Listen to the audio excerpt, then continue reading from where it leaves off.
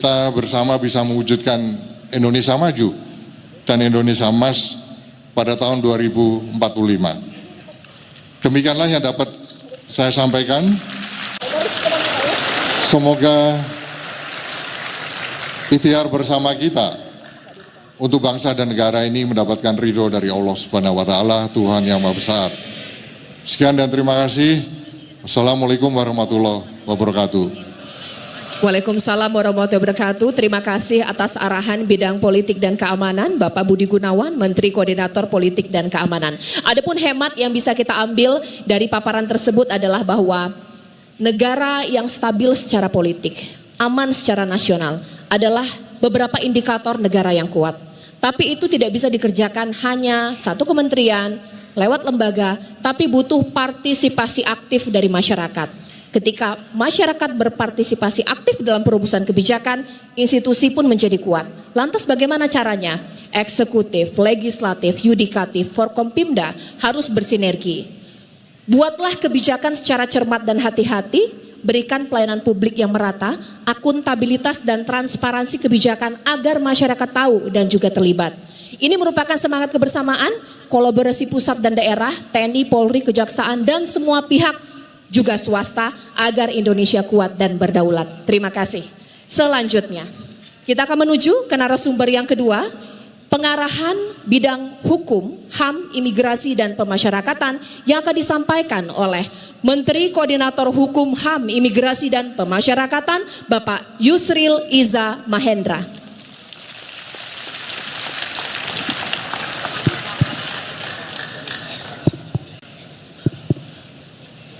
Terima kasih. Assalamualaikum warahmatullahi wabarakatuh. Salam sejahtera untuk kita semuanya. Yang saya hormati para menteri koordinator, para menteri, para kepala badan,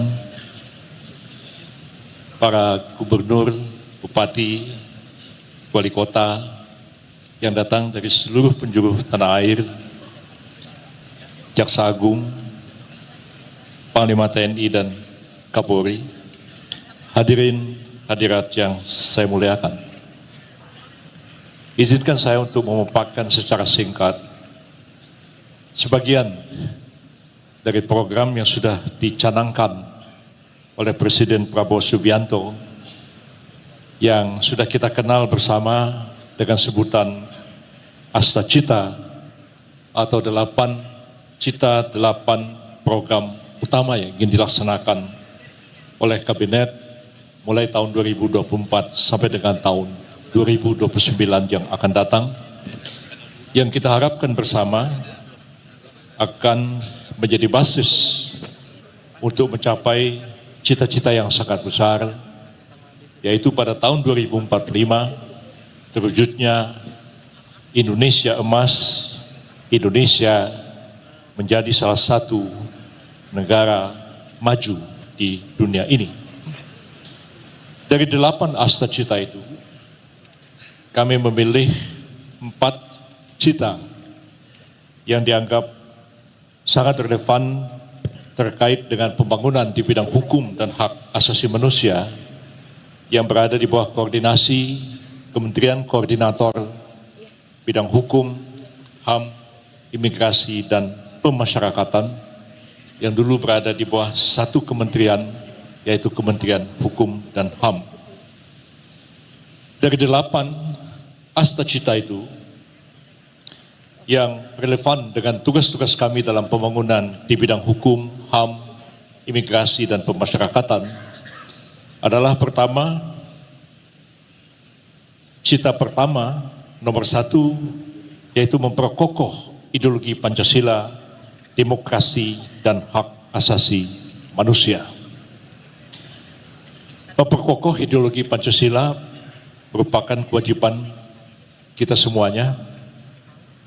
Kita telah menyepakati Pancasila sebagai asas falsafah negara kita yang harus mendasari seluruh kebijakan, peraturan perundang-undangan yang kita ciptakan di negara Republik Indonesia ini.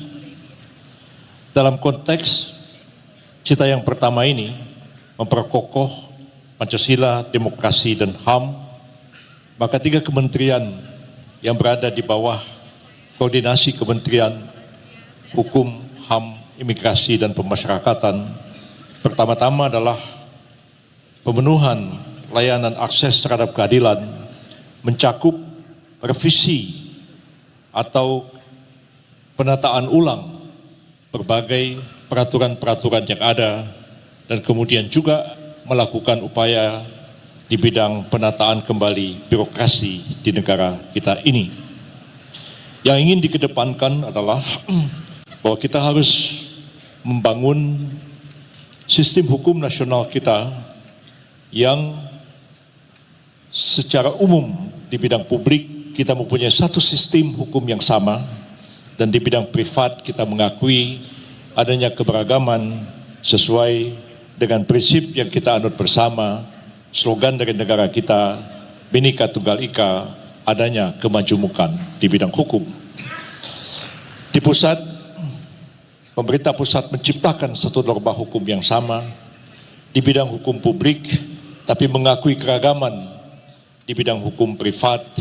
Begitupun di daerah-daerah sesuai dengan asas otonomi daerah dapat menciptakan norma hukum yang didasarkan kepada prinsip Negara Kesatuan Republik Indonesia dan sekaligus mengakui adanya keberagaman di tengah-tengah masyarakat kita. Kita menyadari bahwa negara Republik Indonesia adalah negara kesatuan dan bidang hukum merupakan bidang yang tidak terkena otonomi daerah. Hukum kita satu, kebijakan hukum nasional kita satu, dan kita berharap seluruh daerah dapat menyesuaikan dengan ketentuan-ketentuan umum yang diciptakan oleh pemerintah pusat, baik dalam bentuk undang-undang, peraturan pemerintah, peraturan presiden, dan seterusnya. Ini sangat penting oleh karena adanya kepastian hukum merupakan satu prasyarat mutlak untuk mencapai pembangunan ekonomi yang berkeadilan dan mempercepat pertumbuhan ekonomi di negara kita. Cukup banyak kajian-kajian akademik yang menunjukkan bahwa terciptanya hukum yang didasarkan kepada keadilan dan kepastian akan mendorong percepatan pertumbuhan ekonomi di negara yang bersangkutan. Negeri kita mutlak memerlukan hukum yang berasaskan kepada keadilan dan kepastian. Kemudian terkait juga dengan memperkokoh ideologi Pancasila, demokrasi dan HAM ini, Kementerian Hak Asasi Manusia telah mencanangkan juga berbagai program, ya tentu tidak dapat kami sebutkan satu demi satu pada kesempatan ini, tapi yang paling penting adalah membangun kesadaran HAM yang lebih tinggi di tengah-tengah masyarakat kita, karena pada dasarnya pengakuan dan penghormatan serta penegakan HAM adalah kewajiban setiap orang, tapi kewajiban yang utama dibebankan kepada pemerintah untuk membangun kesadaran HAM bagi setiap orang dan menjadikan hak asasi manusia sebagai salah satu asas dalam membangun sistem hukum nasional kita, pelayanan kepada publik, pembangunan ekonomi, pemerataan, dan sebagainya. Kemudian Kementerian Imigrasi dan Pemasyarakatan juga berkewajiban dan berkeinginan untuk terus meningkatkan pelayanan publik di bidang keimigrasian, terutama juga berkaitan dengan pengamanan lalu lintas orang masuk dan keluar wilayah negara Republik Indonesia, dan khususnya juga terkait dengan pengamatan di daerah-daerah perbatasan.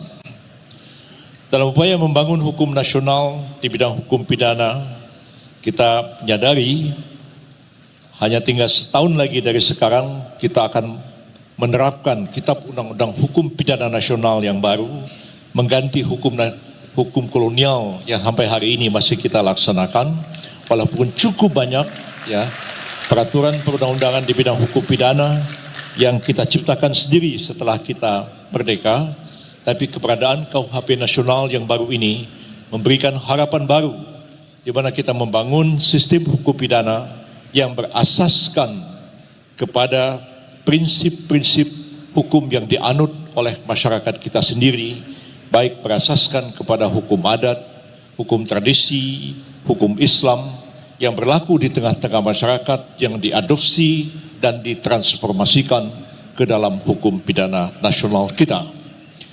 Dalam waktu yang singkat setahun ini, pemerintah harus menyelesaikan 5 undang-undang untuk melaksanakan ketentuan-ketentuan di dalam kitab undang-undang hukum pidana nasional yang baru, yang penekanannya sanksi pidana tidak lagi pada pembalasan, penjeraan seperti yang kita kenal dalam sistem hukum kolonial, tapi lebih mengedepankan restoratif justice, lebih menekankan kepada keadilan restoratif yang berintikan kepada pemulihan hak-hak dari korban dan terciptanya perdamaian, ketentraman, dan kemudian keadilan di tengah-tengah masyarakat. Restoratif justice bukanlah sesuatu yang baru dalam hukum, perkembangan hukum masyarakat kita, karena hukum adat dan hukum Islam mengedepankan adanya aspek restoratif di mana para pihak disuruh untuk bermusyawarah, berdamai, mencari jalan tengah, menyelesaikan konflik. Kalau tidak bisa diselesaikan, baru norma-norma hukum pidana dipaksakan oleh negara. Jadi kita menciptakan sistem hukum baru yang berasaskan kepada kesadaran hukum rakyat kita, didasarkan kepada adat, hukum agama yang berkembang di tengah-tengah masyarakat kita sesuai dengan falsafah Pancasila yang kita anut bersama. Kemudian yang kedua adalah memperkuat pembangunan sumber daya manusia yang juga merupakan bagian daripada Astacita program Kabinet Pimpinan Presiden Prabowo Subianto. Terkait dengan ini, kementerian yang berada di bawah jajaran Kementerian Koordinator Hukum, HAM, Imigrasi, dan Pemasyarakatan adalah memperkuat pengamanan, terutama di perbatasan, memberikan pelayanan, memberikan pelayanan yang baik di bidang keimigrasian, kependudukan, izin tinggal, dan sebagainya, yang kita harapkan akan mendukung investasi di tengah-tengah masyarakat kita untuk mencapai pertumbuhan ekonomi yang kita harapkan. Dalam hal ini juga Kementerian Hak Asasi Manusia berusaha bekerjasama dengan kementerian-kementerian terkait, terutama yang menangani bidang pendidikan, di mana penyusunan kurikulum pendidikan kita harus berbasiskan hak asasi manusia, demikian juga proses pelatihan dan sosialisasi di bidang HAM, di bidang hak asasi manusia pada umumnya. Kemudian cita yang ketujuh dari 8 cita ini, yaitu memperkuat reformasi politik, hukum dan birokrasi, serta memperkuat pencegahan, pemberantasan korupsi dan narkoba yang tadi sudah dijelaskan oleh Menko Polhukam Pak Budi Gunawan. Dalam hal penegakan hukumnya adalah kewenangan beliau di seluruh jajaran Polhukam, tapi dalam konteks penciptaan norma hukumnya itu berada di Kementerian Koordinator Bidang Hukum, HAM, dan Imigrasi dan Pemasyarakatan. Izin waktunya yaitu bagaimana menit, kita 2 menit lagi. Baik, menciptakan norma-norma hukum baru dalam membangun sistem politik nasional kita, birokrasi kita yang betul-betul berasaskan keadilan, kepastian, dan demokrasi. Yang terakhir, yang ke-8, yaitu memperkuat penyelarasan kehidupan yang harmonis dengan lingkungan, alam, budaya, dan seterusnya. Ini terkait langsung dengan pembangunan dan kesadaran di bidang hak asasi manusia. Dan Pak Natalius Pigai, ya, seorang aktivis HAM yang diangkat oleh Bapak Presiden sebagai menteri yang menangani urusan HAM, dan kita berharap beliau betul-betul ya, dengan jajaran kementeriannya akan mampu membangun kesadaran yang lebih tinggi dalam menegakkan hak asasi manusia, melindungi hak asasi manusia, dan kemudian juga menyelesaikan persoalan-persoalan di bidang hak asasi manusia yang kita hadapi bersama, baik di masa lalu, masa sekarang, dan pencegahan supaya tidak terjadi berbagai bentuk pelanggaran HAM di negara kita ini. Demikianlah pokok-pokok yang dapat kami sampaikan. Semoga ada manfaatnya bagi kita bersama. Lebih kurang saya mohon maaf. Wabillahi taufiq wal hidayah. Wassalamualaikum warahmatullahi wabarakatuh. Baik, terima kasih atas arahan bidang hukum HAM, imigrasi dan pemasyarakatan Bapak Yusri Liza Mahendra, Menteri Koordinator bidang hukum HAM, imigrasi dan pemasyarakatan. Kita sepakat bahwa satu nafas kita adalah Pancasila. Pancasila mendasari setiap kebijakan yang ada.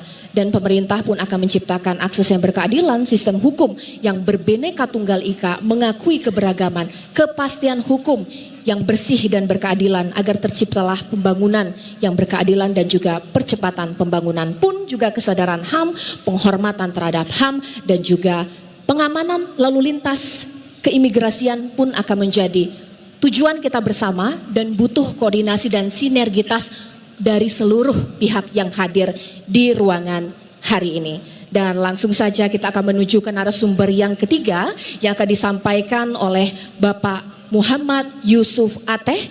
Waktunya 15 menit, kami persilahkan.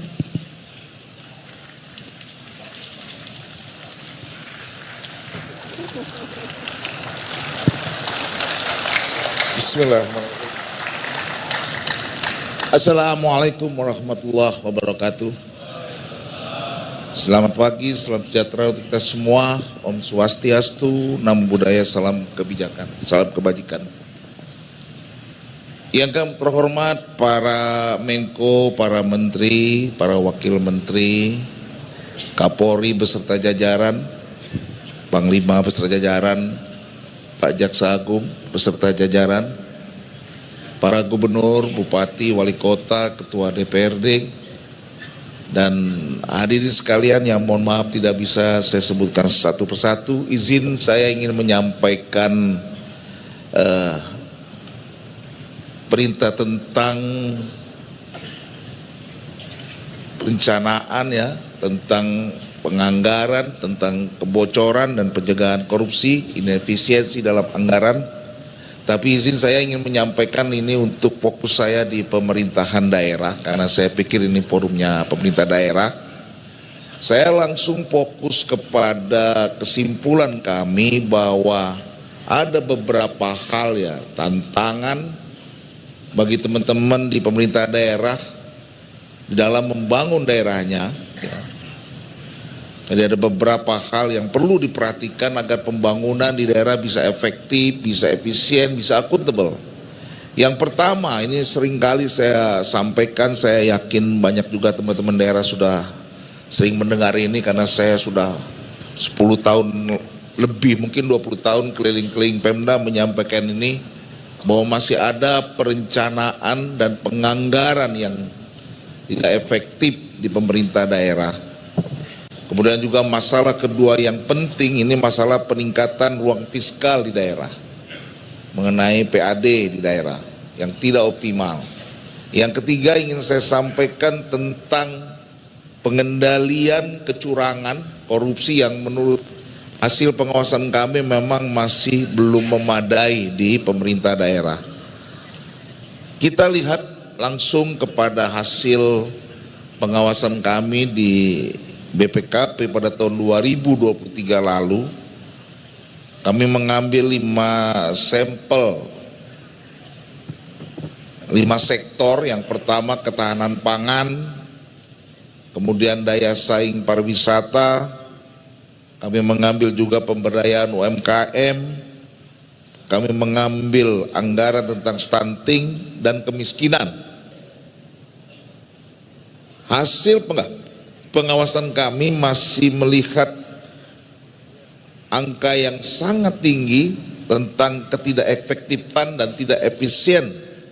Jadi masih mencapai rata-rata 53%. Jadi kalau total di seluruh Indonesia kemarin kami sampel itu, kalau rupiahnya itu yang tidak efektif, tidak efisien itu hampir melebihi 141 triliun. Ini senang nggak senang ya saya harus sampaikan ya kepada teman-teman semua di daerah. Kenapa demikian? Juga kami sudah lihat akar permasalahannya.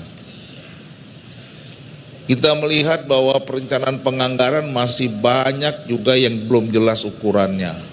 indikator kinerjanya ini masih berulang sampai 20 tahun yang lalu. Orientasinya masih output dan sebagainya. Ukurannya masih jumlah dokumen, jumlah laporan, jumlah kegiatan, tidak kepada masalah outcome. Sehingga tidak bisa dikaitkan logika program dengan pencapaian outcome yang ingin dicapai. Kemudian juga kita melihat kami ingin mendorong fiskal di daerah, kinerja PAD. Kita menemukan beberapa potret permasalahan, ya, anjloknya kinerja PAD.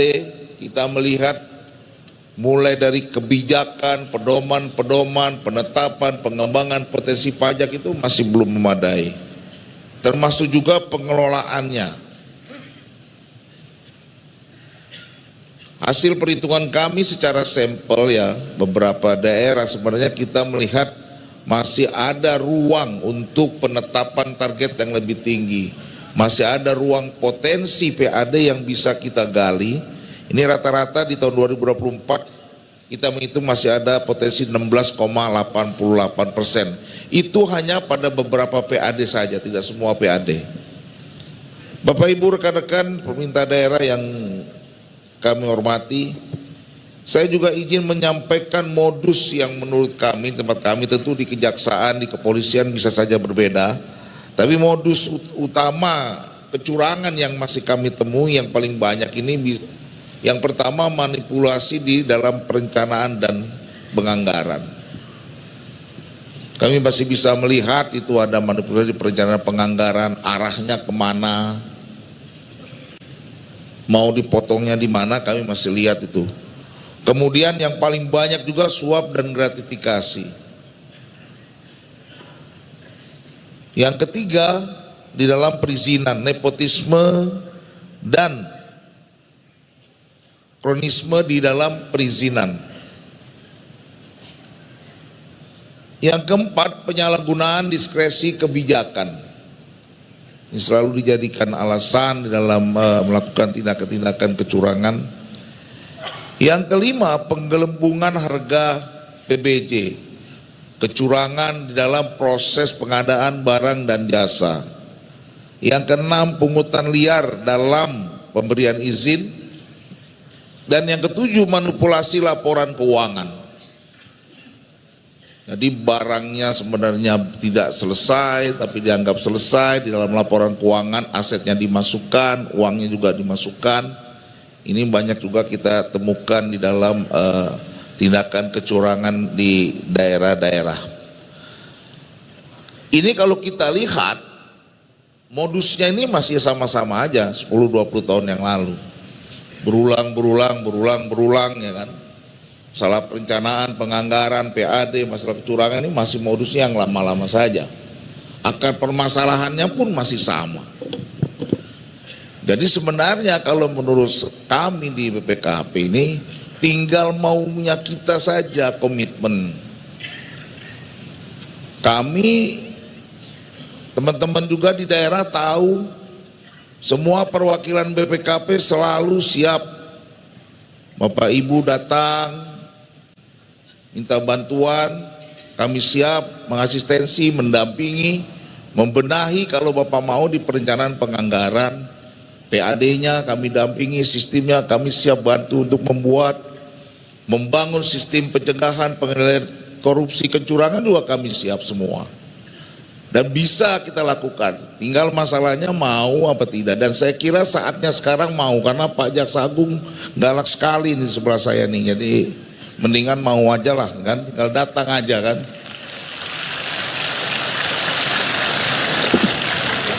Itu teman-teman di sebelah sana tuh, daripada ketemu mereka mendingan ketemu BPKP lah, gitu kan.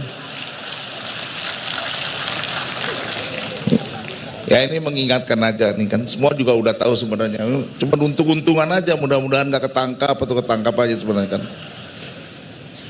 Jadi makanya saya tidak banyak bicarakan, karena sebenarnya sama-sama sudah tahu kita nih, tahu ngelesnya segala macam sama-sama sudah tahu, tinggal kucing-kucingan aja. Teman-teman, ini potretnya ya, hanya 9% dari Pemda yang menurut kami penilaian kecurangannya sudah memadai. Bayangkan cuma 9%, 90%-nya belum memadai, banyak komponen-komponen yang masih terbuka. Pilar-pilar pengendalian kecurangan yang sebenarnya kita sudah siapkan, yaitu itu masih 59% rata-rata belum diterapkan di daerah. Jadi masih banyak sekali. Dan ini ya 20 tahun lalu ya begini juga. Jadi sebenarnya juga hampir bosan juga saya menyampaikan itu. Jadi sebenarnya tinggal mau aja. Makanya yang penting ya leadernya lah. Mudah-mudahan ada nanti dapat gubernur, bupati, wali kota yang mau membenahi lah sebenarnya.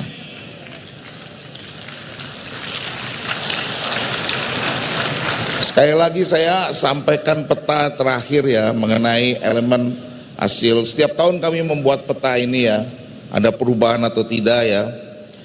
Kemampuan kapabilitas sudah meningkat. Teman-teman di daerah sudah bisa mendeteksi kecurangan-kecurangan. Masalahnya tinggal bagaimana melakukan tindakan korektif. Kalau sudah bicara tindakan korektif sangat bergantung kepada kepala daerah. Sebenarnya kemampuan dari teman-teman internal auditor di daerah APIF sudah meningkat dan kami siap juga kalau misalnya ini untuk melakukan pendampingan ya. Nah, tapi tindakan korektif sekali lagi tinggal tergantung kepada keinginan dan kemauan kita. Jadi pesan terakhir saya ya, saya nggak panjang-panjang, kami siap kalau teman-teman di Pemda ya yang memang mau membenahi perencanaan penganggaran sehingga benar-benar 100% anggaran APBD-nya itu bisa bermanfaat, bisa efektif, bisa efisien. Paling tidak 80% saja itu efektif, efisien. Itu pasti lain itu pertumbuhannya itu. Dan kami siap mendampingi, karena kami udah tahu semua akar masalahnya dan sudah disampaikan berkali-kali. Kami siap membangun pencegahan korupsi, yaitu agar tidak ketemu dengan teman-teman Kajari yang di pojok tuh. Kalau Pak Kajari itu baik-baik tapi tetap aja nangkap itu, hati-hati tuh. Kalau BPKP tuh enggak tuh ya. Yang ketiga ya, kami siap membantu Bapak Ibu semua di Pemda untuk meningkatkan PAD Bapak supaya ruang fiskal Bapak Ibu itu tetap naik, bisa naik lebih baik lagi dari sekarang. Saya kira demikian, Bapak Ibu, lebih kurang mohon maaf. Bila taufiq wal hidayah. Assalamualaikum warahmatullahi wabarakatuh. Baik, luar biasa atas arahan terkait inefisiensi anggaran dan kebocoran anggaran pusat dan daerah yang disampaikan oleh Kepala BPKP Bapak Muhammad Yusuf Ateh. Jadi intinya adalah target kita ini APBD efisien efektif di atas 80%, BPKP siap bantu begitu ya Pak ya. Tapi dengan kejaksaan juga dong pastinya ya. Baik, karena apa? Yang menjadi PR adalah mengenai penganggaran yang belum optimal dan efektif. Masih ada tindak-tindakan kecurangan, korupsi yang perlu dikendalikan. Mulai dari modus-modus perizinan, nepotisme, suap gratifikasi, pungli, manipulasi perencanaan penganggaran yang kata Pak Ateh ini 20 tahun belum selesai. Tapi saya harap bisa selesai di 5 tahun masa pemerintahan ini. Saya optimis. Dan lanjut kita akan menuju ke narasumber berikutnya yang akan disampaikan mengenai bagaimana arahan terkait agar kita dapat memperkuat dan mencegah dan juga memberantas korupsi yang akan disampaikan oleh Jaksa Agung Bapak Sanitiar Burhanuddin. Bismillahirrahmanirrahim. Assalamualaikum warahmatullahi wabarakatuh. Salam sejahtera buat kita semua. Salam Swastiastu, Namo Buddhaya, salam kebajikan. Yang saya hormati para menteri koordinator, para menteri, kepala lembaga atau badan, Panglima Tentara Nasional Indonesia, Kepala Kepolisian Republik Indonesia, para kepala daerah beserta unsur Forkopimda, segenap hadirin sekalian yang berbahagia. Tentunya pertama-tama mari kita panjatkan puji dan syukur kepada Allah Subhanahu wa taala karena atas izinnya kita dapat berkumpul di tempat ini. Tadi disampaikan oleh Pak Menko berdua, kemudian Pak Ateh, bahwa korupsi di Indonesia betul-betul telah memprihatinkan. Bahkan setiap saat, setiap waktu, Bapak Presiden selalu menyampaikan bahwa kebocoran yang terjadi adalah hampir bahkan lebih dari 30% dari anggaran. Bahkan Pak Kepala BPK barusan yang tertib betul-betul sesuai dengan ketentuan yang berlaku hanya 9%. Artinya yang 91% masih insya Allah. Dan itu adalah saya harapkan dengan teman semua, yang apa yang disampaikan oleh Pak Ateh tolong tindak lanjuti, benahi, dan tentunya pembenahan. Kami di Kejaksaan punya unsur yang bisa membantu teman-teman, baik itu berupa pendampingan, baik itu legal audit, dan banyak hal-hal yang bisa kami berikan pendampingan untuk teman-teman di pemerintah daerah. Kemudian Presiden dengan fokusnya kepada pemberantasan korupsi di dalam Astacita poin 7 menyampaikan penguatan reformasi politik hukum dan birokrasi serta memperkuat pencegahan dan pemberantasan korupsi. Benar juga tadi disampaikan korupsi dari tahun ke tahun bahkan semakin tambah. Dan itu juga 20 tahun yang lalu kata Pak Ateh itu juga, begitu juga. Bahkan saya mungkin sedikit berlainan pendapatnya. Zaman sentralisasi korupsi hanya di segitiga itu aja. Sekarang dengan otonomi ada penyebaran korupsi. Sekarang mulai dari kepala desa, pemerintahan terendah sampai terus ke atas. Korupsi sudah menjamur di situ. Walaupun saya sering menyampaikan untuk penanganan korupsi untuk tetap hati-hati, terutama yang menyangkut kepala daerah, yang menyangkut unsur kepala desa.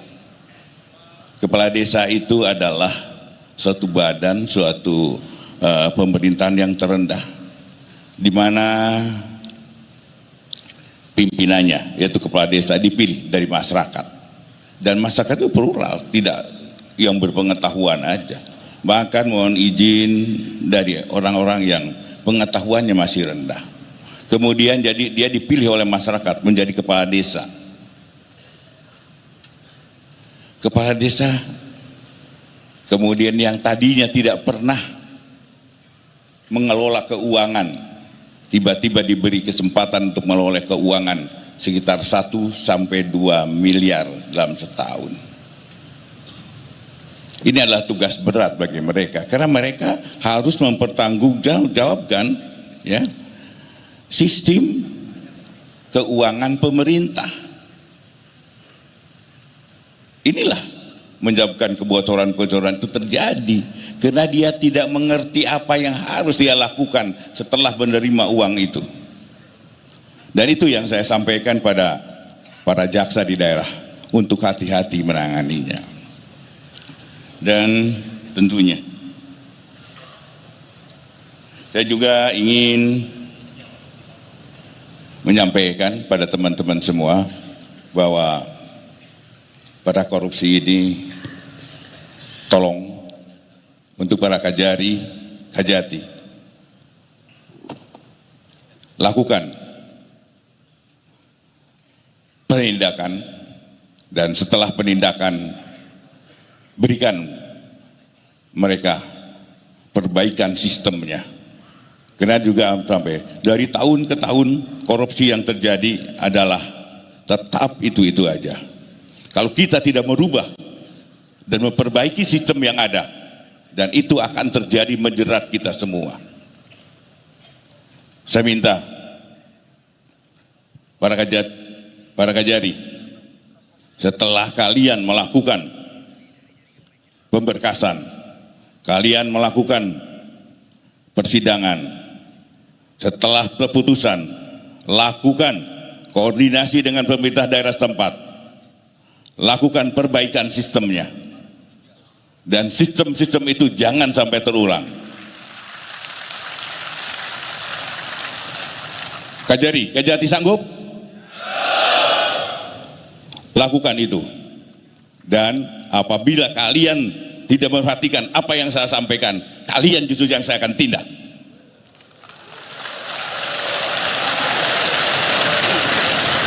Kemudian juga ingin kesadaran teman-teman kita semua, terutama teman-teman di daerah, bahwa kami bukan mencari kesalahan-kesalahan sehingga teman-teman di daerah menjadi objek kami. Kami tidak menginginkan itu. Tapi yang kami inginkan adalah mari cintai negeri ini, kita rawat negeri ini.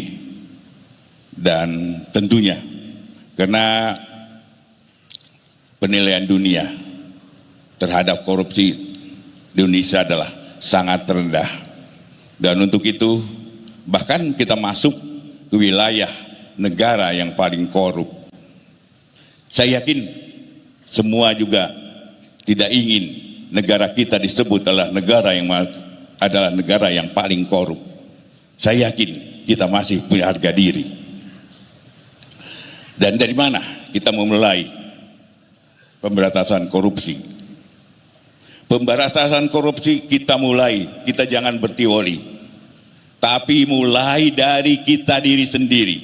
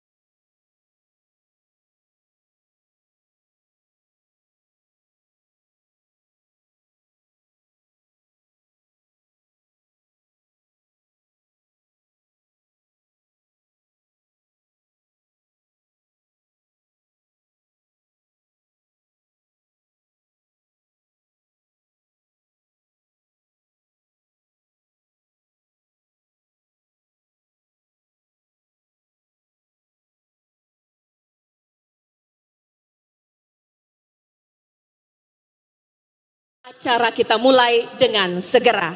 Assalamualaikum warahmatullahi wabarakatuh. Salam sejahtera untuk kita semua. Om Swastiastu, Namo Buddhaya, salam kebajikan rahayu. Puji syukur atas kehadirat Tuhan Yang Maha Esa, kita bisa hadir di tempat yang istimewa, di acara yang istimewa pula. Tentunya dalam acara Rapat Koordinasi Nasional Pemerintah Pusat dan Pemerintah Daerah tahun 2024. Mohon tepuk tangannya. Adapun tema acara kita pagi hari hingga sore hari nanti adalah implementasi Astacita menuju Indonesia Emas 2045. Yang di sana begitu semangat. Karena saya Caca Anissa sebagai moderator pun akan semangat sekali mengawali diskusi panel yang pertama. Pagi hari ini kita akan mendengarkan arahan terkait politik dan keamanan, hukum HAM, imigrasi dan pemasyarakatan, pencegahan dan pemberantasan korupsi, dan juga efisiensi anggaran pusat dan juga daerah.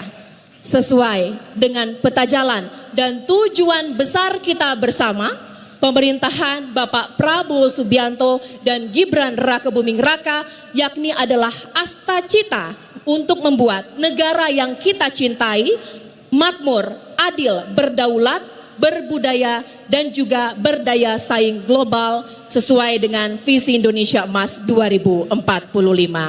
Saya akan perkenalkan kembali, meskipun Bapak Ibu hadirin yang terhormat sudah tahu tamu-tamu terhormat yang ada di depan kita saat ini. Yang pertama, Menteri Koordinator Politik dan Keamanan Bapak Budi Gunawan. Tepuk tangan yang meriah. Menteri Koordinator Hukum HAM, Imigrasi dan Pemasyarakatan Bapak Yusril Iza Mahendra. Jaksa Agung Bapak Sanityar Burhanuddin. Banyak fansnya Bapak. Wing sana adalah fans Bapak, tapi semua juga ya. Dan selanjutnya Kepala BPKP Bapak Muhammad Yusuf Ateh. Wah, di situ ternyata Pak ya, fansnya Pak ya. Baik, saya juga mungkin fans dari bapak-bapak yang terhormat sekalian. Tanpa perlu berlama-lama lagi, langsung saja kita akan mendengarkan arahan terkait bidang politik dan keamanan yang akan disampaikan Menteri Koordinator Politik dan Keamanan Bapak Budi Gunawan. Kami persilahkan. Tepuk tangan untuk kita semua.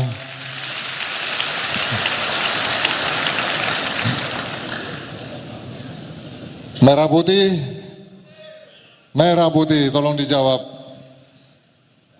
Merah putih.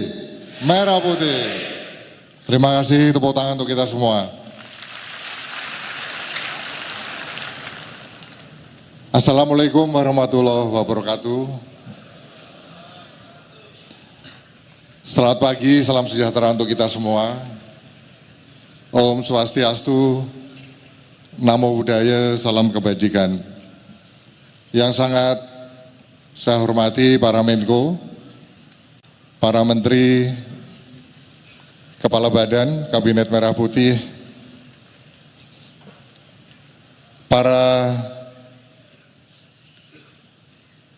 peserta rakor sekalian, dalam hal ini Panglima TNI dan jajarannya, kemudian Kapolri beserta jajarannya, Jaksa Agung beserta jajaran, dan Kepala Badan Intelijen Negara beserta jajarannya, Forkompinda Provinsi, Kabupaten Kota, para gubernur, bupati, wali kota, ketua DPRD, ketua KPU dan Bawaslu daerah, kepala BPS daerah, hadirin sekalian peserta Rakornas yang saya hormati dan saya banggakan. Saya memulai pemaparan ini dengan mengulas sejarah Piagam Madinah sekitar tahun 622 Masehi. Hal yang pertama kali dilakukan oleh Nabi besar kita, Nabi Muhammad Sallallahu Alaihi Wasallam, saat berhijrah ke Madinah adalah membuat kesepakatan dengan masyarakat Madinah, yang mana kondisinya saat itu masyarakat di Madinah adalah sangat heterogen, multi etnis, untuk mewujudkan stabilitas politik dan keamanan di Madinah. Pelajaran yang dapat kita ambil dari sejarah Nabi Muhammad SAW tersebut adalah bahwa stabilitas politik dan keamanan adalah merupakan prasyarat mutlak sebagai fondasi untuk pembangunan nasional di semua peradaban. Bapak dan Ibu peserta Rakornas sekalian yang saya hormati, menjaga stabilitas itu membutuhkan kerjasama di antara kita semua, karena tidak akan mungkin kita mampu menangani stabilitas ini hanya salah satu atau hanya dengan satu institusi saja. Kita semua yang hadir di sini memiliki tanggung jawab yang sama, tanggung jawab yang besar untuk memastikan stabilitas di wilayahnya masing-masing tetap terjaga. Sehingga visi dan misi Bapak Presiden, Bapak Prabowo Subianto, dalam 8 asta cita, 17 program prioritas dan 8 program hasil terbaik cepat atau quick wins dapat berjalan dengan baik. Terutama program-program makan bergizi gratis, swasembada pangan, swasembada energi, dan pemberantasan korupsi. Sebagai pimpinan di daerah, peran Bapak dan Ibu sekalian sangatlah penting untuk mensukseskan program-program prioritas tersebut. Sebagai gambaran dari hasil riset yang dilakukan oleh James Flynn di 72 negara, memperlihatkan bahwa dalam durasi 72 tahun, dari tahun 1948 hingga tahun 2020, IQ masyarakat dunia ini naik menjadi 2,2 poin karena pemenuhan gizi yang membaik. Hal senada dalam majalah The Economist edisi Juli 2024 menunjukkan bahwa program makan bergizi gratis ini mampu meningkatkan IQ anak sebesar 15 poin. Untuk memenuhi kebutuhan akibat pertumbuhan populasi Indonesia di atas 300 juta orang, maka diperlukan kemampuan kita di bidang swasembada pangan dan energi untuk menjamin kemandirian kita dan daya saing Indonesia. Jika swasembada ini tidak merata, maka pertumbuhan ekonomi kita akan berkurang menjadi 1,8% atau berkurang 1,8% dari potensi pertumbuhan ekonomi nasional kita. Penghambat utama pertumbuhan ekonomi kita adalah karena faktor ketidakstabilan di bidang politik dan keamanan, terutama kepastian hukum di dalam menghadapi praktek-praktek koruptif, penyelundupan maupun juga tindak pidana lainnya yang menyasar kepada seluruh lapisan masyarakat seperti kasus-kasus tindak pidana judi online. Bapak Ibu sekalian, jika kita mengutip pernyataan dari Daron Acemoglu, seorang peraih Nobel Ekonomi pada tahun 2024 dari Turki, yang mengatakan bahwa bila negara kuat namun masyarakatnya lemah, maka yang terjadi adalah otoritarian. Kalau negara lemah, masyarakatnya kuat, yang terjadi sebaliknya adalah anarki. Namun kalau negara kuat dan masyarakatnya juga kuat, akan menghasilkan kesejahteraan. Oleh karenanya sebagai pemimpin di daerah, Bapak Ibu sekalian lah yang paling tahu, paling paham kebutuhan spesifik di wilayahnya masing-masing tentang bagaimana caranya agar daerahnya ini tetap aman dan stabil, negara menjadi kuat dan masyarakat juga menjadi kuat. Kata kuncinya adalah satu, mendorong partisipasi masyarakat di dalam berbagai perumusan kebijakan dan membangun institusi yang kuat di daerahnya, terutama dalam aspek layanan publik yang prima sehingga resistensi masyarakat ini dapat diatasi dan suhu politik termasuk keamanan di daerah akan terus dapat terjaga dengan stabil. Oleh karenanya saya menitipkan beberapa pesan penting bagi para kepala daerah untuk terus menjaga stabilitas politik dan keamanan di daerahnya masing-masing dengan melakukan yang pertama, terus menjalin dan meningkatkan sinergi yang baik antara eksekutif, legislatif, dan yudikatif di daerahnya. Yang kedua, meningkatkan sinergi dan koordinasi antar Forkompinda. Yang ketiga, berhati-hati di dalam membuat kebijakan, termasuk pembuatan perda-perda yang berpotensi menimbulkan gejolak. Contohnya di dalam penentuan upah minimum provinsi maupun kabupaten kota. yang melibatkan tripartit, dalam hal ini adalah pengusaha, buruh, dan pemerintah. Yang keempat, menjamin penyediaan layanan publik yang adil, yang merata dan tidak diskriminatif. Kemudian yang kelima, melaporkan dengan data yang benar, sehingga setiap kebijakan yang diambil tepat sasaran dan berdampak positif. Ketika masyarakat merasa dilibatkan dan merasakan manfaat langsung dari berbagai program-program yang dicanangkan oleh pemerintah, mereka akan mendukung dan bisa menjadi mitra yang positif bagi pemerintah daerah untuk menjaga stabilitas di daerahnya masing-masing. Bapak dan Ibu peserta Rakornas sekalian yang saya hormati dan saya banggakan, jajaran Kemenko Polhukam beserta kementerian dan badan yang terkait telah membentuk 7 buah DES untuk percepatan eksekusi program-program prioritas Bapak Presiden.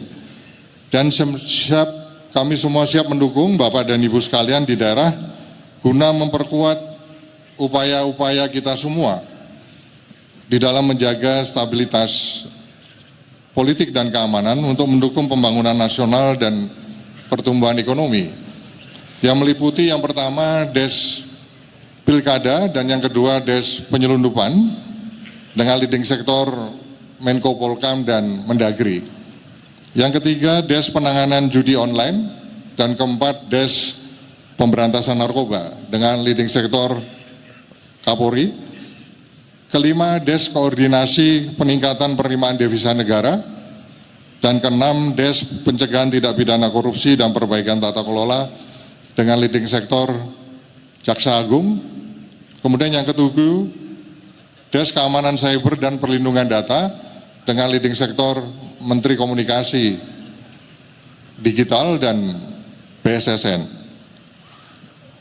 Sebagaimana perintah Bapak Presiden, setiap leading sektor masing-masing dari DES ini tidak akan ragu-ragu di dalam melaksanakan penegakan hukum.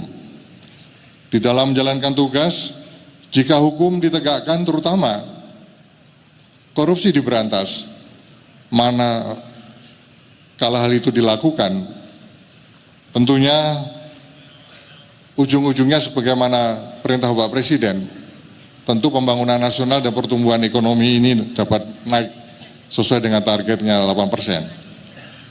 Sehingga tolong kepada para kepala daerah agar lebih cermat lagi, lebih berhati-hati, lebih transparan dan lebih akuntabel dan efisien di dalam pengelolaan dan penggunaan anggarannya. Bapak Ibu sekalian, Indonesia Emas pada tahun 2045 hanya dapat kita capai dengan semangat kebersamaan kita semua dan tekad yang kuat, terutama dalam pemberantasan korupsi, pemberantasan penyelundupan dan judi online.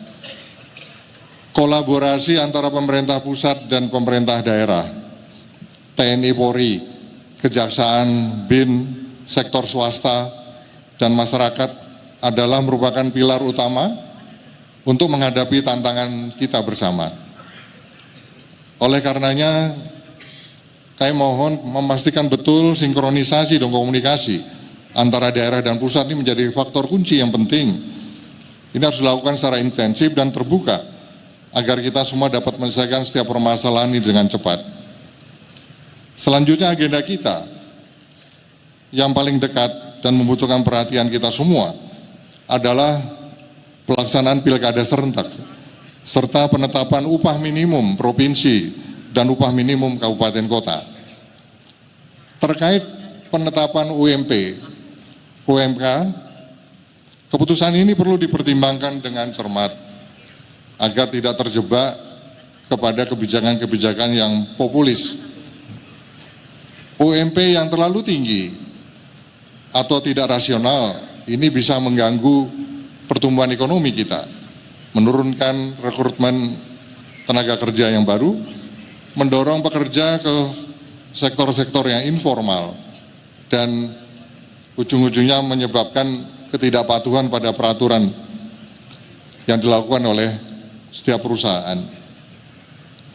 Selanjutnya terkait dengan pilkada serentak, kita semua berharap agar pesta demokrasi ini betul-betul bisa berjalan dengan aman, dengan lancar, jurdil dan damai. Untuk itu kami memesankan kepada setiap kepala daerah agar melakukan perencanaan dengan detail, dengan sebaik-baiknya, gunakan contingency plan untuk mengantisipasi setiap risiko yang berpotensi muncul. Jangan sampai kita terdadak atau panik oleh perkembangan situasi yang di luar kendali kita.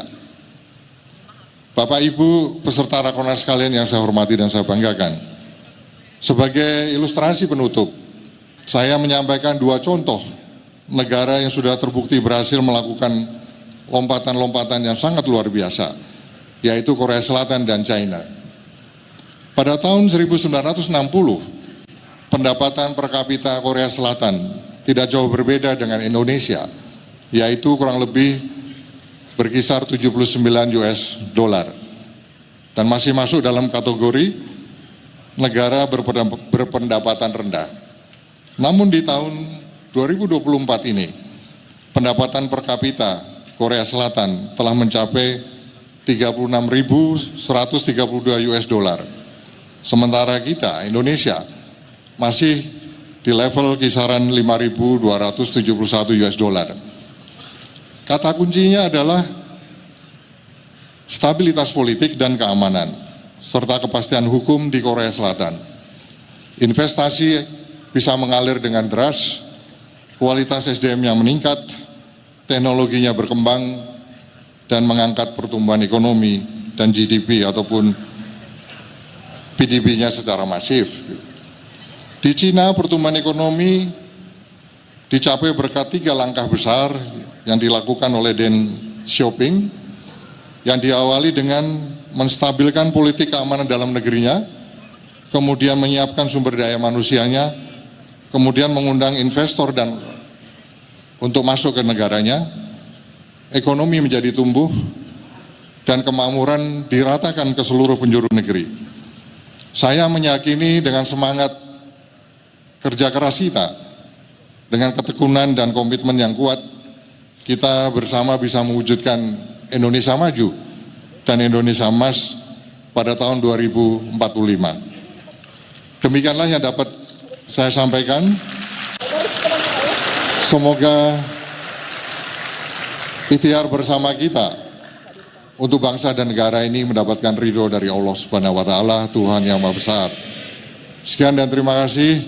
Wassalamualaikum warahmatullahi wabarakatuh.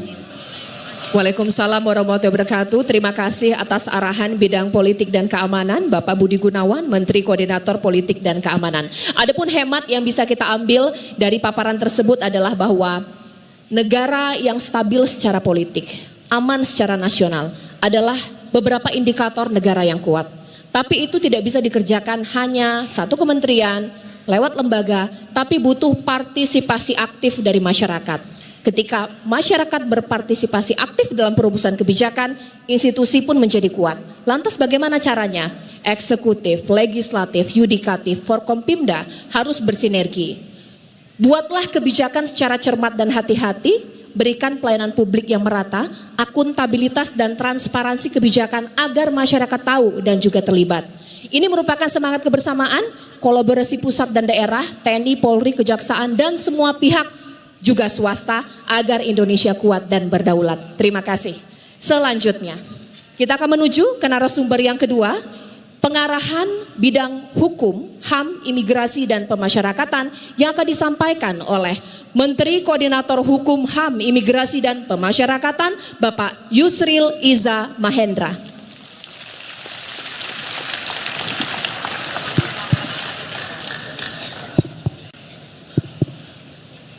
Terima kasih. Assalamualaikum warahmatullahi wabarakatuh. Salam sejahtera untuk kita semuanya. Yang saya hormati para Menteri Koordinator, para Menteri, para Kepala Badan, para Gubernur, Bupati, Wali Kota, yang datang dari seluruh penjuru tanah air, Jaksa Agung, Panglima TNI dan Kapolri, hadirin hadirat yang saya muliakan. Izinkan saya untuk memaparkan secara singkat sebagian dari program yang sudah dicanangkan oleh Presiden Prabowo Subianto yang sudah kita kenal bersama dengan sebutan Asta Cita atau 8 cita 8 program utama yang ingin dilaksanakan oleh kabinet mulai tahun 2024 sampai dengan tahun 2029 yang akan datang, yang kita harapkan bersama akan menjadi basis untuk mencapai cita-cita yang sangat besar, yaitu pada tahun 2045 terwujudnya Indonesia emas, Indonesia menjadi salah satu negara maju di dunia ini. Dari 8 asta cita itu, kami memilih 4 cita yang dianggap sangat relevan terkait dengan pembangunan di bidang hukum dan hak asasi manusia yang berada di bawah koordinasi Kementerian Koordinator Bidang Hukum, HAM, Imigrasi, dan Pemasyarakatan yang dulu berada di bawah satu kementerian, yaitu Kementerian Hukum dan HAM. Dari 8 asta cita itu yang relevan dengan tugas-tugas kami dalam pembangunan di bidang hukum, HAM, imigrasi, dan pemasyarakatan adalah pertama, cita pertama nomor 1 yaitu memperkokoh ideologi Pancasila, demokrasi, dan hak asasi manusia. Memperkokoh ideologi Pancasila merupakan kewajiban kita semuanya. Kita telah menyepakati Pancasila sebagai asas falsafah negara kita yang harus mendasari seluruh kebijakan, peraturan perundang-undangan yang kita ciptakan di negara Republik Indonesia ini. Dalam konteks cita yang pertama ini, memperkokoh Pancasila, demokrasi, dan HAM, maka 3 kementerian yang berada di bawah koordinasi Kementerian Hukum, HAM, Imigrasi, dan Pemasyarakatan pertama-tama adalah pemenuhan layanan akses terhadap keadilan, mencakup revisi atau penataan ulang berbagai peraturan-peraturan yang ada, dan kemudian juga melakukan upaya di bidang penataan kembali birokrasi di negara kita ini. Yang ingin dikedepankan adalah bahwa kita harus membangun sistem hukum nasional kita yang secara umum di bidang publik kita mempunyai satu sistem hukum yang sama, dan di bidang privat kita mengakui adanya keberagaman sesuai dengan prinsip yang kita anut bersama, slogan dari negara kita, Bhinneka Tunggal Ika, adanya kemajemukan di bidang hukum. Di pusat, pemerintah pusat menciptakan satu norma hukum yang sama di bidang hukum publik, tapi mengakui keragaman di bidang hukum privat. Begitupun di daerah-daerah sesuai dengan asas otonomi daerah dapat menciptakan norma hukum yang didasarkan kepada prinsip negara kesatuan Republik Indonesia dan sekaligus mengakui adanya keberagaman di tengah-tengah masyarakat kita. Kita menyadari bahwa negara Republik Indonesia adalah negara kesatuan dan bidang hukum merupakan bidang yang tidak terkena otonomi daerah. Hukum kita satu, kebijakan hukum nasional kita satu, dan kita berharap seluruh daerah dapat menyesuaikan dengan ketentuan-ketentuan umum yang diciptakan oleh pemerintah pusat, baik dalam bentuk undang-undang, peraturan pemerintah, peraturan presiden, dan seterusnya. Ini sangat penting oleh karena adanya kepastian hukum merupakan satu prasyarat mutlak untuk mencapai pembangunan ekonomi yang berkeadilan dan mempercepat pertumbuhan ekonomi di negara kita. Cukup banyak kajian-kajian akademik yang menunjukkan bahwa terciptanya hukum yang didasarkan kepada keadilan dan kepastian akan mendorong percepatan pertumbuhan ekonomi di negara yang bersangkutan. Negeri kita mutlak memerlukan hukum yang berasaskan kepada keadilan dan kepastian. Kemudian terkait juga dengan memperkokoh ideologi Pancasila, demokrasi dan HAM ini, Kementerian Hak Asasi Manusia telah mencanangkan juga berbagai program, ya tentu tidak dapat kami sebutkan satu demi satu pada kesempatan ini, tapi yang paling penting adalah membangun kesadaran HAM yang lebih tinggi di tengah-tengah masyarakat kita, karena pada dasarnya pengakuan dan penghormatan serta penegakan HAM adalah kewajiban setiap orang. Kewajiban yang utama dibebankan kepada pemerintah untuk membangun kesadaran HAM bagi setiap orang dan menjadikan hak asasi manusia sebagai salah satu asas dalam membangun sistem hukum nasional kita, pelayanan kepada publik, pembangunan ekonomi, pemerataan, dan sebagainya. Kemudian Kementerian Imigrasi dan Pemasyarakatan juga berkewajiban dan berkeinginan untuk terus meningkatkan pelayanan publik di bidang keimigrasian, terutama juga berkaitan dengan pengamanan lalu lintas orang masuk dan keluar wilayah negara Republik Indonesia, dan khususnya juga terkait dengan pengamatan di daerah-daerah perbatasan. Dalam upaya membangun hukum nasional di bidang hukum pidana, kita menyadari hanya tinggal setahun lagi dari sekarang kita akan menerapkan Kitab Undang-Undang Hukum Pidana Nasional yang baru, mengganti hukum kolonial yang sampai hari ini masih kita laksanakan, walaupun cukup banyak ya peraturan perundang-undangan di bidang hukum pidana yang kita ciptakan sendiri setelah kita merdeka, tapi keberadaan KUHP nasional yang baru ini memberikan harapan baru di mana kita membangun sistem hukum pidana yang berasaskan kepada prinsip-prinsip hukum yang dianut oleh masyarakat kita sendiri, baik berasaskan kepada hukum adat, hukum tradisi, hukum Islam yang berlaku di tengah-tengah masyarakat yang diadopsi dan ditransformasikan ke dalam hukum pidana nasional.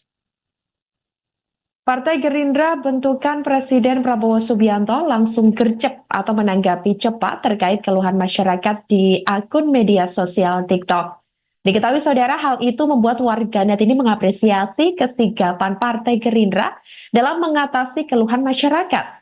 Baru-baru ini Partai Gerindra tengah mengomentari satu unggahan video di akun TikTok @ultra_girls yang diunggah pada Senin 4 November 2024 lalu. Dalam unggahan TikTok tersebut, tampak ini sebuah jalan desa di daerah Kecamatan Batanghari, Kabupaten Lampung Timur yang masih belum tersentuh pembangunan sehingga masih becek dan tidak layak dilewati. Admin akun Partai Gerindra yang kerap mencuri perhatian publik karena dikenal dengan komentarnya yang lucu hingga sigap langsung menanggapi hal itu dengan serius. Video TikTok tersebut langsung viral di media sosial, di mana setidaknya ada 30.000 orang lebih yang menyukainya. Berdasarkan pantauan dari tribunnews.com pada Kamis 7 November 2024, sekira pukul 09.00 waktu Indonesia Barat, video itu sudah disaksikan lebih dari 499.000 kali. Ternyata admin dari akun TikTok Partai Gerindra langsung memberikan reaksinya atas jalan di desa, tepatnya yang berada di Kecamatan Batanghari yang rusak parah tersebut. Partai Gerindra menyebut keluhan warga Lampung ternyata hampir sama semua, yang diyakini merujuk kepada jalanan yang masih belum layak dilewati. Bahkan Partai Gerindra ternyata akan segera memberikan tindak lanjut buntut adanya aduan masyarakat terkait jalanan di Lampung tersebut. Kemudian dalam komentarnya yang lebih lanjut, Partai Gerindra ini menyebut pada tanggal 7 November 2024, Presiden Prabowo Subianto akan turun tangan. Presiden Prabowo Subianto dikabarkan akan mengumpulkan semua kepala daerah di Lampung terkait adanya jalanan yang rusak dan viral itu. Jika melihat aktivitas akun media sosial Partai Gerindra, tidak sedikit keluhan masyarakat yang langsung ditanggapi oleh partai berlogo burung Garuda itu. Berselang komentar tersebut, seluruh kepala daerah diminta menghadiri rapat koordinasi nasional atau Rakornas pemerintah pusat dan daerah tahun 2024 di Sentul, Bogor, Jawa Barat, yakni pada hari ini, Kamis 7 November 2024. Bahkan Prabowo ini juga dijadwalkan akan hadir langsung untuk memberi pengarahan. Sejatinya, Prabowo dijadwalkan tiba di acara tersebut sekira pukul 08.00 waktu Indonesia Barat. Namun ada perubahan terkait kedatangan Presiden yang dikabarkan nantinya bakal hadir atau tiba di lokasi acara sekira pukul 10.00 waktu Indonesia Barat. Sementara itu, saudara, tadi dalam acara tersebut, ini karena masih menunggu Presiden Prabowo Subianto juga, ini sebelumnya ada serangkaian acara yang merupakan pengarahan kepada seluruh kepala daerah dan juga beberapa dari tamu-tamu lainnya, di mana ini tadi tampak sudah hadir Menteri Hukum dan Perundang-undangan, Menteri Kehakiman dan Hak Asasi Manusia, dan Menteri Sekretaris Negara Republik Indonesia yakni Yusril Iza Mahendra. Kemudian tadi juga tampak mengisi acara Budi Gunawan, Menteri Koordinator Bidang Politik dan Keamanan Republik Indonesia.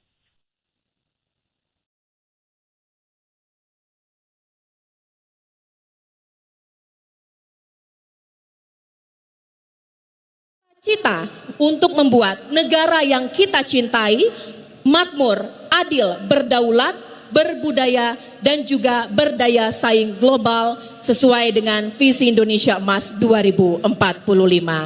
Saya akan perkenalkan kembali, meskipun Bapak Ibu hadirin yang terhormat sudah tahu tamu-tamu terhormat yang ada di depan kita saat ini. Yang pertama, Menteri Koordinator Politik dan Keamanan Bapak Budi Gunawan, tepuk tangan yang meriah. Menteri Koordinator Hukum HAM, Imigrasi dan Pemasyarakatan Bapak Yusril Iza Mahendra. Jaksa Agung Bapak Sanityar Burhanuddin. Banyak fansnya Bapak. Wing sana adalah fans Bapak, tapi semua juga ya. Dan selanjutnya Kepala BPKP Bapak Muhammad Yusuf Ateh. Wah, di situ ternyata Pak ya, fansnya Pak ya. Baik, saya juga mungkin fans dari bapak-bapak yang terhormat sekalian. Tanpa perlu berlama-lama lagi, langsung saja kita akan mendengarkan arahan terkait bidang politik dan keamanan yang akan disampaikan Menteri Koordinator Politik dan Keamanan Bapak Budi Gunawan. Kami persilahkan. Tepuk tangan untuk kita semua.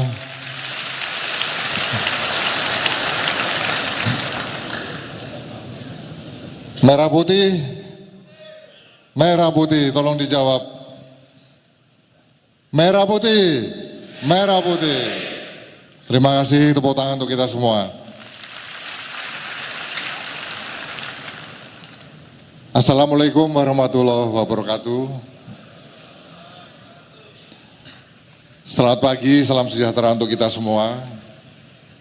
Om Swastiastu, Namo Buddhaya, salam kebajikan. Yang sangat saya hormati para Menko, para Menteri, Kepala Badan Kabinet Merah Putih, para peserta rakor sekalian, dalam hal ini Panglima TNI dan jajarannya, kemudian Kapolri beserta jajarannya, Jaksa Agung beserta jajaran, dan Kepala Badan Intelijen Negara beserta jajarannya, Forkompinda Provinsi, Kabupaten Kota, para gubernur, bupati, wali kota, ketua DPRD, ketua KPU dan Bawaslu daerah, kepala BPS daerah, Hadirin sekalian peserta Rakornas yang saya hormati dan saya banggakan. Saya memulai pemaparan ini dengan mengulas sejarah Piagam Madinah sekitar tahun 622 Masehi. Hal yang pertama kali dilakukan oleh Nabi besar kita, Nabi Muhammad SAW, saat berhijrah ke Madinah adalah membuat kesepakatan dengan masyarakat Madinah, yang mana kondisinya saat itu masyarakat di Madinah adalah sangat heterogen, multi etnis, untuk mewujudkan stabilitas politik dan keamanan di Madinah. Pelajaran yang dapat kita ambil dari sejarah Nabi Muhammad SAW tersebut adalah bahwa stabilitas politik dan keamanan adalah merupakan prasyarat mutlak sebagai fondasi untuk pembangunan nasional di semua peradaban. Bapak dan Ibu peserta Rakornas sekalian yang saya hormati, menjaga stabilitas itu membutuhkan kerjasama di antara kita semua, karena tidak akan mungkin kita mampu menangani stabilitas ini hanya salah satu atau hanya dengan satu institusi saja. Kita semua yang hadir di sini memiliki tanggung jawab yang sama, tanggung jawab yang besar untuk memastikan stabilitas di wilayahnya masing-masing tetap terjaga, sehingga visi dan misi Bapak Presiden, Bapak Prabowo Subianto dalam 8 asta cita, 17 program prioritas dan 8 program hasil terbaik cepat atau quick wins dapat berjalan dengan baik. Terutama program-program makan bergizi gratis, swasembada pangan, swasembada energi, dan pemberantasan korupsi. Sebagai pimpinan di daerah, peran Bapak dan Ibu sekalian sangatlah penting untuk mensukseskan program-program prioritas tersebut. Sebagai gambaran dari hasil riset yang dilakukan oleh James Flynn di 72 negara, memperlihatkan bahwa dalam durasi 72 tahun, dari tahun 1948 hingga tahun 2020, IQ masyarakat dunia ini naik menjadi 2,2 poin karena pemenuhan gizi yang membaik. Hal senada dalam majalah The Economist edisi Juli 2024 menunjukkan bahwa program makan bergizi gratis ini mampu meningkatkan IQ anak sebesar 15 poin. Untuk memenuhi kebutuhan akibat pertumbuhan populasi Indonesia di atas 300 juta orang, maka diperlukan kemampuan kita di bidang swasembada pangan dan energi untuk menjamin kemandirian kita dan daya saing Indonesia. Jika swasembada ini tidak merata, maka pertumbuhan ekonomi kita akan berkurang menjadi 1,8% atau berkurang 1,8% dari potensi pertumbuhan ekonomi nasional kita. Penghambat utama pertumbuhan ekonomi kita adalah karena faktor ketidakstabilan di bidang politik dan keamanan, terutama kepastian hukum di dalam menghadapi praktek-praktek koruptif, penyelundupan, maupun juga tindak pidana lainnya yang menyasar kepada seluruh lapisan masyarakat seperti kasus-kasus tindak pidana judi online. Bapak Ibu sekalian, jika kita mengutip pernyataan dari Daron Acemoglu, seorang peraih Nobel Ekonomi pada tahun 2024 dari Turki, yang mengatakan bahwa bila negara kuat namun masyarakatnya lemah, maka yang terjadi adalah otoritarian. Kalau negara lemah, masyarakatnya kuat, yang terjadi sebaliknya adalah anarki. Namun kalau negara kuat dan masyarakatnya juga kuat, akan menghasilkan kesejahteraan. Oleh karenanya sebagai pemimpin di daerah, Bapak Ibu sekalian lah yang paling tahu, paling paham kebutuhan spesifik di wilayahnya masing-masing tentang bagaimana caranya agar daerahnya ini tetap aman dan stabil, negara menjadi kuat dan masyarakat juga menjadi kuat. Kata kuncinya adalah satu, mendorong partisipasi masyarakat di dalam berbagai perumusan kebijakan dan membangun institusi yang kuat di daerahnya, terutama dalam aspek layanan publik yang prima sehingga resistensi masyarakat ini dapat diatasi dan suhu politik termasuk keamanan di daerah akan terus dapat terjaga dengan stabil. Oleh karenanya saya menitipkan beberapa pesan penting bagi para kepala daerah untuk terus menjaga stabilitas politik dan keamanan di daerahnya masing-masing dengan melakukan yang pertama, terus menjalin dan meningkatkan sinergi yang baik antara eksekutif, legislatif, dan yudikatif di daerahnya. Yang kedua, meningkatkan sinergi dan koordinasi antar Forkompinda. Yang ketiga, berhati-hati di dalam membuat kebijakan termasuk pembuatan perda-perda yang berpotensi menimbulkan gejolak. Contohnya di dalam penentuan upah minimum provinsi maupun kabupaten kota yang melibatkan tripartit, dalam hal ini adalah pengusaha, buruh, dan pemerintah. Yang keempat, menjamin penyediaan layanan publik yang adil, yang merata dan tidak diskriminatif. Kemudian yang kelima, melaporkan dengan data yang benar sehingga setiap kebijakan yang diambil tepat sasaran dan berdampak positif. Ketika masyarakat merasa dilibatkan dan merasakan manfaat langsung dari berbagai program-program yang dicanangkan oleh pemerintah, mereka akan mendukung dan bisa menjadi mitra yang positif bagi pemerintah daerah untuk menjaga stabilitas di daerahnya masing-masing. Bapak dan Ibu peserta Rakornas sekalian yang saya hormati dan saya banggakan, jajaran Kemenko Polhukam beserta kementerian dan badan yang terkait telah membentuk 7 buah DES untuk percepatan eksekusi program-program prioritas Bapak Presiden. Dan kami semua siap mendukung Bapak dan Ibu sekalian di daerah guna memperkuat upaya-upaya kita semua di dalam menjaga stabilitas politik dan keamanan untuk mendukung pembangunan nasional dan pertumbuhan ekonomi. Yang meliputi yang pertama DES Pilkada dan yang kedua DES penyelundupan dengan leading sektor Menko Polhukam dan Mendagri. Yang ketiga DES penanganan judi online dan keempat DES pemberantasan narkoba dengan leading sektor Kapolri. Kelima DES koordinasi peningkatan penerimaan devisa negara dan keenam DES pencegahan tindak pidana korupsi dan perbaikan tata kelola dengan leading sektor Jaksa Agung.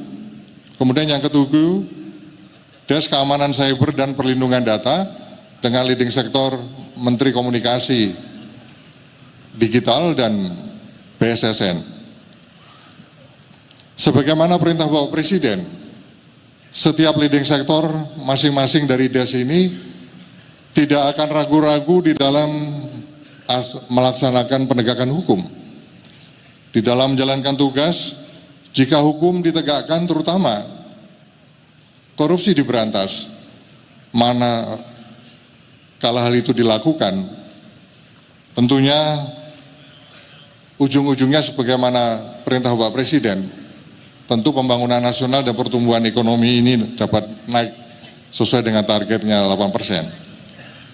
Sehingga tolong kepada para kepala daerah agar lebih cermat lagi, lebih berhati-hati, lebih transparan dan lebih akuntabel dan efisien di dalam pengelolaan dan penggunaan anggarannya. Bapak Ibu sekalian, Indonesia Emas pada tahun 2045 hanya dapat kita capai dengan semangat kebersamaan kita semua dan tekad yang kuat terutama dalam pemberantasan korupsi, pemberantasan penyelundupan dan judi online. Kolaborasi antara pemerintah pusat dan pemerintah daerah, TNI Polri, Kejaksaan, BIN, sektor swasta, dan masyarakat adalah merupakan pilar utama untuk menghadapi tantangan kita bersama. Oleh karenanya, kami mohon memastikan betul sinkronisasi dan komunikasi antara daerah dan pusat ini menjadi faktor kunci yang penting. Ini harus dilakukan secara intensif dan terbuka agar kita semua dapat menyelesaikan setiap permasalahan ini dengan cepat. Selanjutnya agenda kita yang paling dekat dan membutuhkan perhatian kita semua adalah pelaksanaan pilkada serentak serta penetapan upah minimum provinsi dan upah minimum kabupaten kota.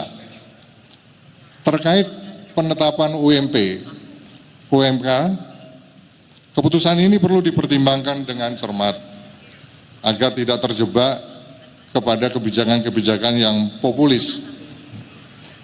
UMP yang terlalu tinggi atau tidak rasional ini bisa mengganggu pertumbuhan ekonomi kita, menurunkan rekrutmen tenaga kerja yang baru, mendorong pekerja ke sektor-sektor yang informal, dan ujung-ujungnya menyebabkan ketidakpatuhan pada peraturan yang dilakukan oleh setiap perusahaan. Selanjutnya terkait dengan pilkada serentak, kita semua berharap agar pesta demokrasi ini betul-betul bisa berjalan dengan aman, dengan lancar, jurdil, dan damai. Untuk itu kami memesankan kepada setiap kepala daerah agar melakukan perencanaan dengan detail, dengan sebaik-baiknya, gunakan contingency plan untuk mengantisipasi setiap risiko yang berpotensi muncul.